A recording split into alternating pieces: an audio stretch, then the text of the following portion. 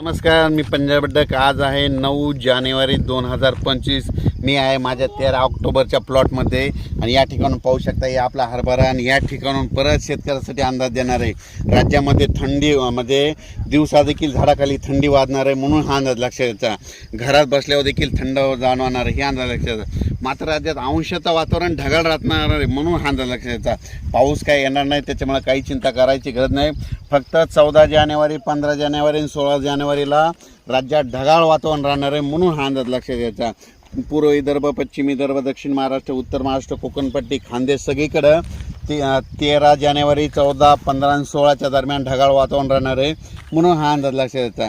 राज्यात एकंदर परिस्थिती बघितली तर राज्यामध्ये सध्या पावसाचं वातावरणच नाही म्हणून वीटभट्टी उत्पादकांना सांगू इच्छितो काही चिंता करायची गरज नाही. जनता कांदा काढणीच आला असं त्यांनी कांदे काढायला सुरुवात करावं. कांदा लागवड करायला काही हरकत नाही म्हणून हे अंदाज लक्षात येतात. पण राज्यातल्या सर्व शेतकऱ्याला सांगू इच्छितो की राज्यामध्ये सध्या तरी पावसाचं वातावरणच नाही. फक्त 14, 15, 16 जानेवारीला मात्र ढगाळ वातावरण राहणार आहे म्हणून हा अंदाज लक्षात द्यायचा.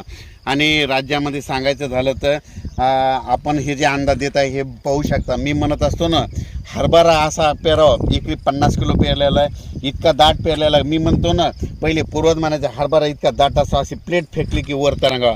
तर पाहू शकता इतका दाट आहे. 50 किलो पेरलेला आहे. 4 पाणी झाले, 3दा खत द्यायला, आज 5व्या फवारण्या केल्या आणि या प्लॉटला उतार देखील येणार आहे.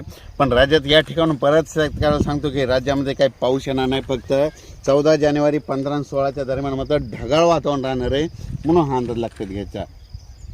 धन्यवाद.